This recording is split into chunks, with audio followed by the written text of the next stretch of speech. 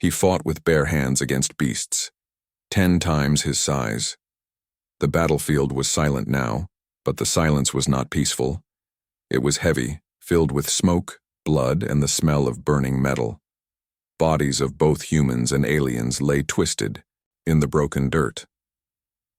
Nothing moved, except one man. Captain Marcus Venn stood alone, breathing hard, his face covered in dirt and sweat. His armor was half destroyed, one arm bleeding badly. His weapon was broken, long forgotten in the wreckage. He walked slowly, each step heavy, but steady. The sky above was dark with storm clouds, and the ground trembled under something massive. From the trees ahead, alien eyes watched. They had never seen a human survive like this. He was supposed to be dead. Everyone else from his unit was gone, either killed in the crash or finished by the wild beasts that ruled this part of Theraxis Prime.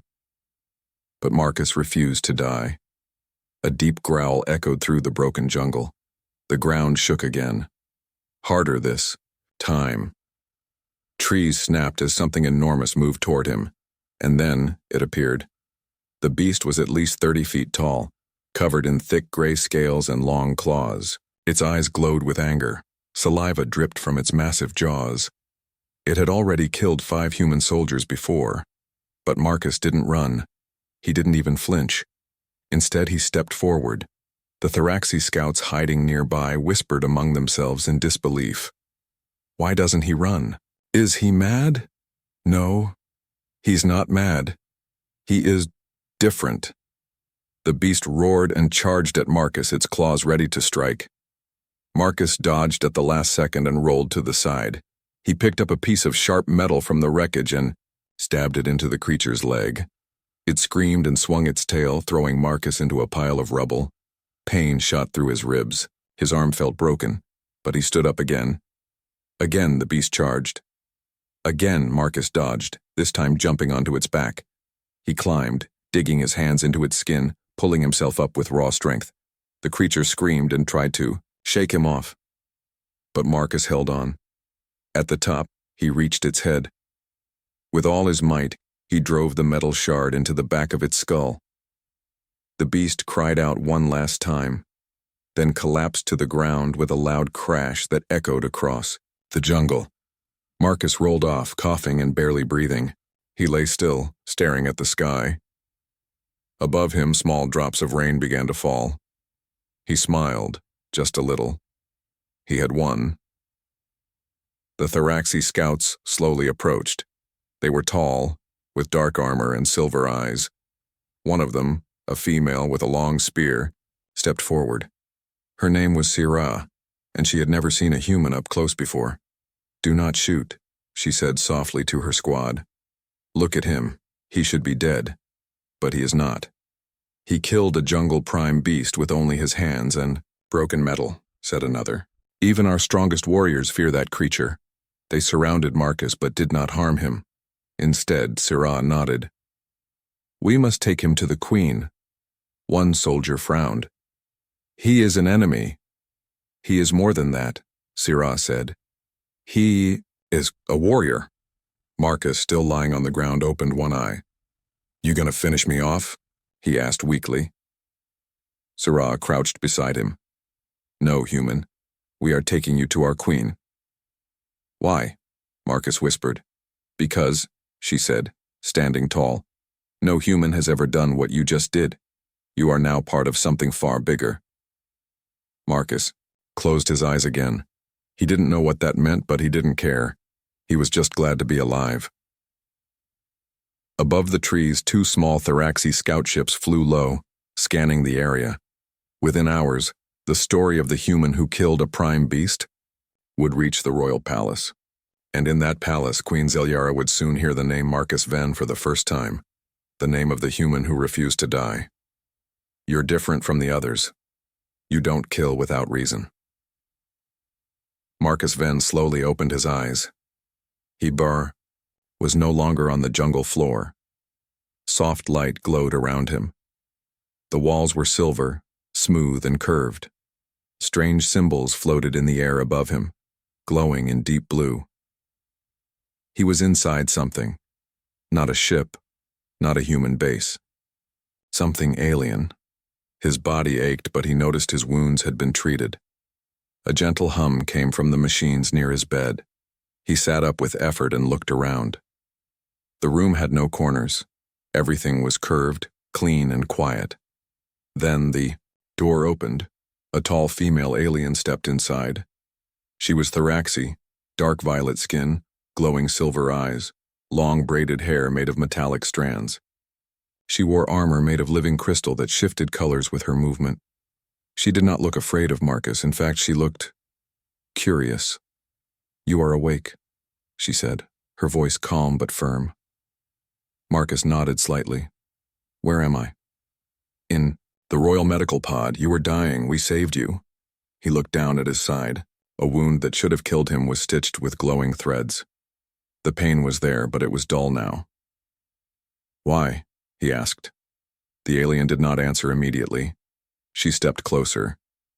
"I am Sirah, captain of Queen Zelyara's elite guard. I brought you here after what I saw." Marcus leaned back, still tired. "I remember the beast. I stabbed it." "You killed it," Sirah corrected. "With only metal scrap and your bare hands. You showed strength and something more." "What do you mean?" "You could have run. You could have let it kill the others while you hid, but you didn't." Marcus shrugged. "That's what soldiers do. We protect, even if it's not our fight." Sirah studied him quietly. "You're different from the others, the other humans. They destroy everything. They take.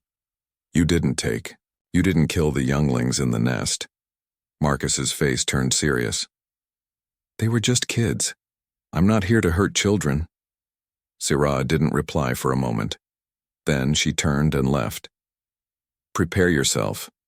The Queen wishes to speak with you." Marcus was left alone in the glowing room, unsure what to expect. Meeting alien royalty was not part of his mission, but nothing had gone according to plan since his ship crashed here. 2 hours later, Marcus was escorted down, long halls of glowing light and floating stone. Everything around him felt alive. The palace wasn't made of brick or metal. It grew from the ground itself, shaped by the Queen's will. Thoraxy citizens watched him pass, whispering among themselves. Many looked shocked, some looked afraid, but none attacked. He entered a grand chamber. Pillars made of crystal light rose to the ceiling, and at the far end sat the Queen.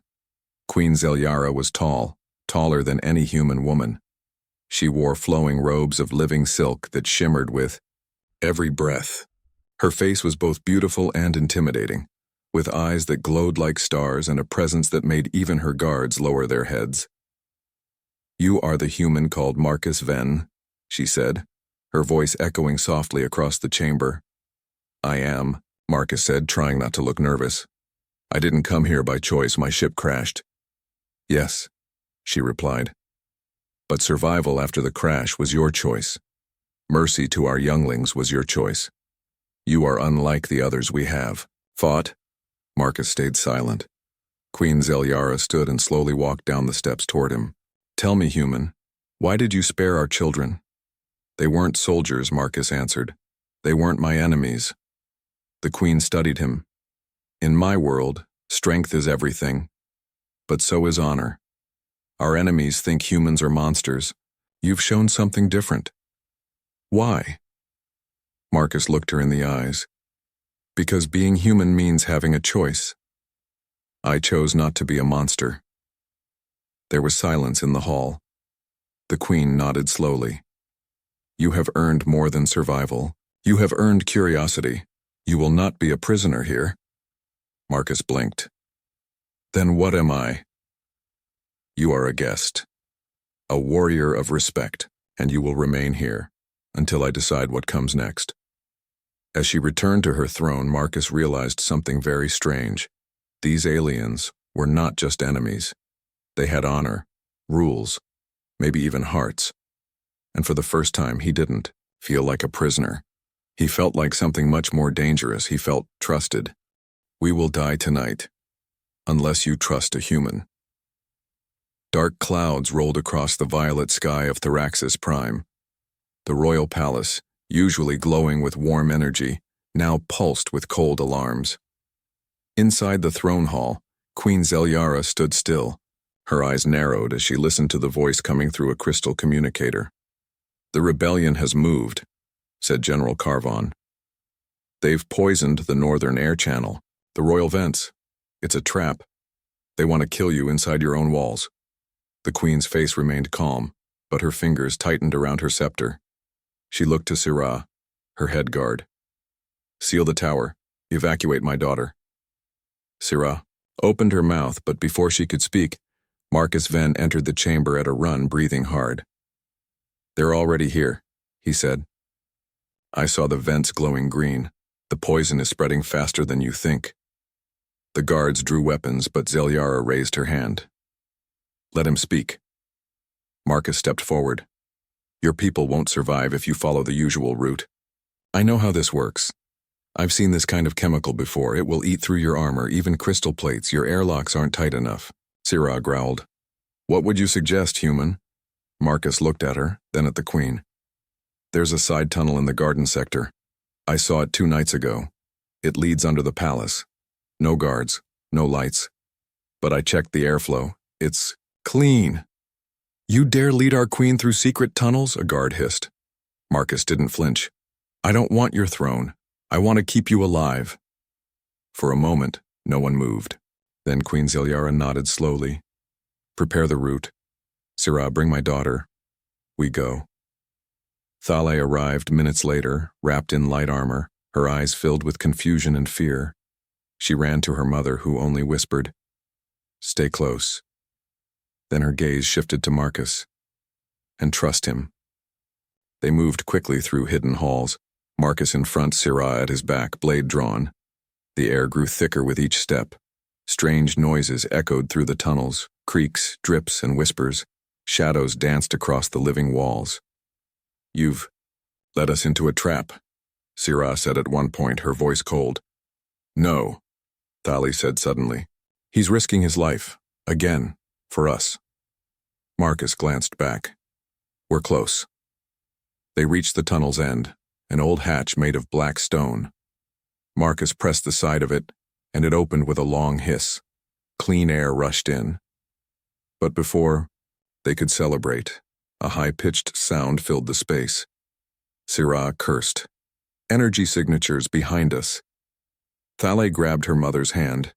Marcus turned and drew the only weapon he had, a sharpened rod taken from the training hall. Not much, but better than nothing.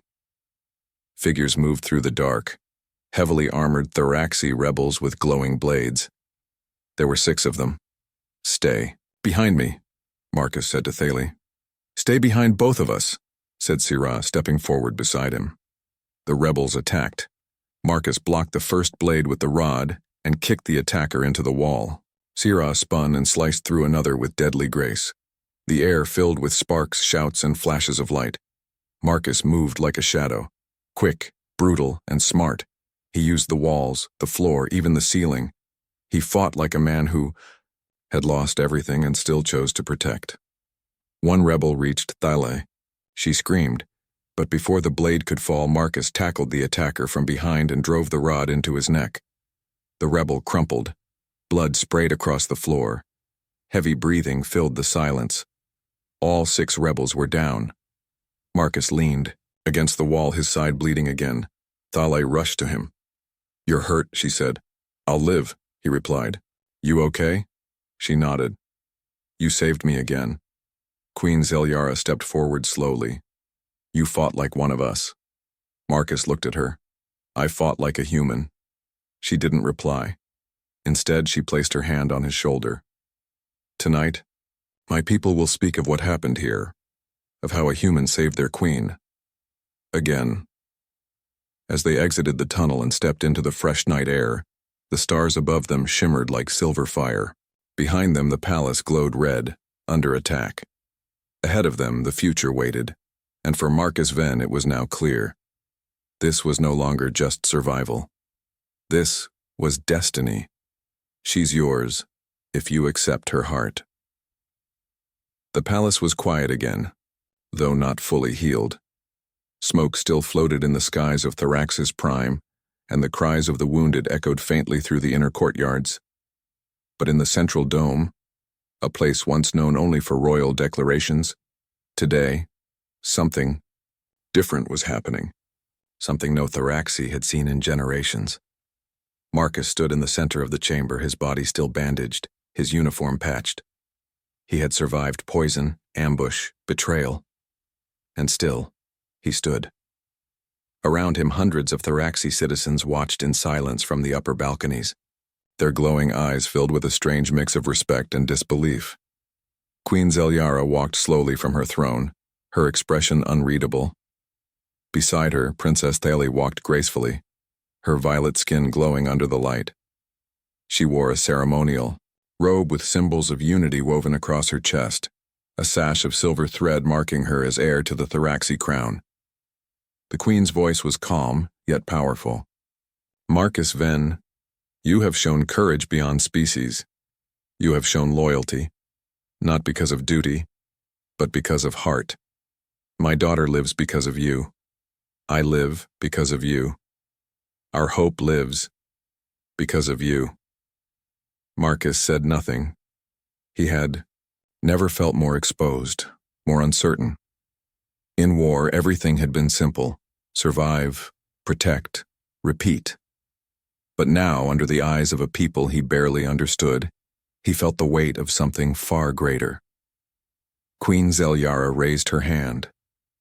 Among our people, when a warrior saves the bloodline of a royal, a sacred choice must be offered. Gasps passed through the crowd. Even Marcus blinked. The queen continued, you may ask for land or riches or command, but if your heart is true and hers agrees, you may take my daughter's hand in sacred bond. Marcus stared at her, then turned to Thale. She didn't look away.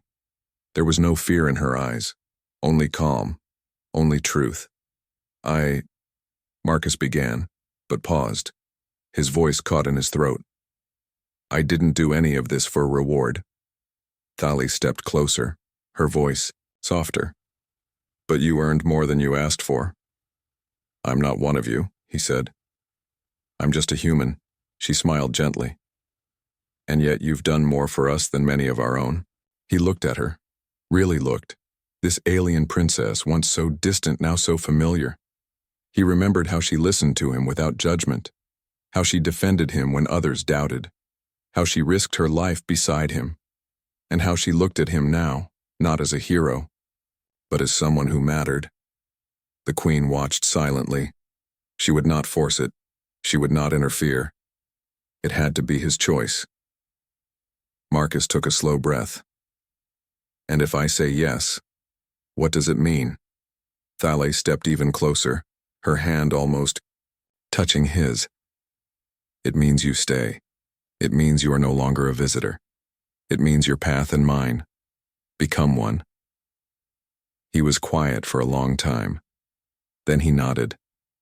I accept. If I leave, she'll be killed. If I stay, I'll never see Earth again.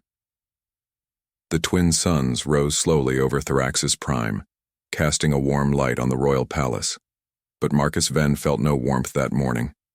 He stood on a high balcony, staring up at the sky, watching the human rescue ship disappear into orbit. He had sent a message to Earth Command explaining his choice. He had chosen peace. He had chosen Thale. But deep inside, he knew what was coming next. Earth would not understand. Behind him, Princess Thale stepped softly onto the balcony. She wore no armor, no crown, just a simple robe of flowing fabric. Her expression was gentle, but her eyes held worry. You didn't sleep, she said. Marcus shook his head. Too much in my head. She stepped closer, her voice lower. Are you thinking about Earth? He nodded. My people, they won't accept this. They don't know you. They only know war. I'm afraid they'll come back with bigger ships and orders to destroy. Thale touched his arm. Then leave. If it will keep you safe, go back to them. Marcus turned to face her. You know, I can't. Yes, she whispered. But I had to offer. He looked into her eyes. If I leave, they'll call me a hero. They'll welcome me. But you'll be alone. And I know your enemies here. They'll come for you again. Zarek's not the only one. She lowered her gaze. If you leave, I may not live through the next moon cycle. His heart tightened. But if I stay, he said, I may never see Earth again, my family, my home. A long silence passed between them. Then Thale looked up again. Then we must make Thraxis your home. The wedding that started a war. The sun rose bright and clear over Thraxis Prime, casting golden light across the silver towers of the palace. Flowers bloomed in the walkways. Music played gently through the crystal arches. For the first time in weeks, the air smelled of peace. Today was the day of unity. The sacred bond between Marcus Venn and Princess Thale was to be honored with a public ceremony, a declaration to the galaxy that love and alliance could cross species, even across war. All across the capital, citizens gathered near glowing screens watching the ceremony live. Inside the Great Sky Hall, the highest chamber of the palace, the room shimmered with thousands of light petals floating gently in the air. Ancient symbols of Thraxi blessing glowed on the floor. Even the queen's enemies had been forced into silence, for today was not just a wedding. It was a moment of history.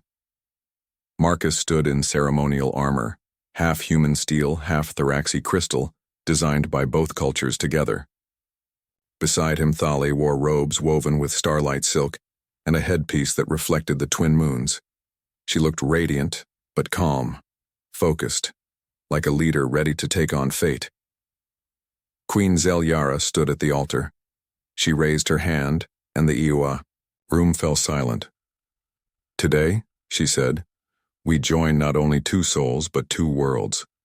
In Marcus Venn, we have seen the heart of a warrior and the kindness of a protector. In Thale, we see the courage of the future and the hope of our people. Together they are not just bonded, they are chosen. As Marcus took Thale's hand, a soft wind passed through the sky hall, an old tradition. It meant the world approved. The crowd placed their hands to their chests again, the Thraxi gesture of sacred unity. But just as the vows began, everything shattered. A sharp alarm cried out. The ground trembled, and from outside a rumble shook the chamber so violently that petals scattered like sparks. The queen turned sharply. Syrah appeared from a side hall, blood running down her cheek. They've arrived, she said. Who? The queen demanded. Syrah's voice cracked. The Earth Fleet. She chose a human. The galaxy will never forget this day. News of the battle spread faster than light. Across planets, through trade routes, and deep into the black corners of distant systems, one story echoed louder than any war report or diplomatic treaty. The Thraxi princess had chosen a human, and he had chosen to stay. On worlds where humans were feared, many were silent. On planets that had once cheered for Thraxi blood, leaders met in secret. This union, this peace, was not just political. It was a symbol. A new era had started. Not one forced by power, but chosen by trust. Marcus Venn woke to the sound of wind chimes outside his new quarters. The palace had changed. Once a place of conflict and shadowed halls, it was now filled with life. Healing gardens grew along the broken walls. Children laughed in the courtyards. And everywhere he walked, people nodded to him. Not as a stranger, not as an outsider, but as one of their own. He stepped into the War Council chamber where Queen Zelyara waited. She was older now, not in body, but in soul. The weight of what had happened had softened her voice but sharpened her wisdom. You've changed this planet, she said. No, Marcus replied. We changed it. She smiled faintly. And now others are watching. Not all are pleased. Not all believe this union is real. Then let them see it for themselves, he said. Let them see who we are. Behind him, Thale entered, wearing a royal armor that reflected both her bloodline and her choice. She stood beside Marcus like a flame beside steel, equal in every way. "Let the galaxy come," she said. "We will not bow."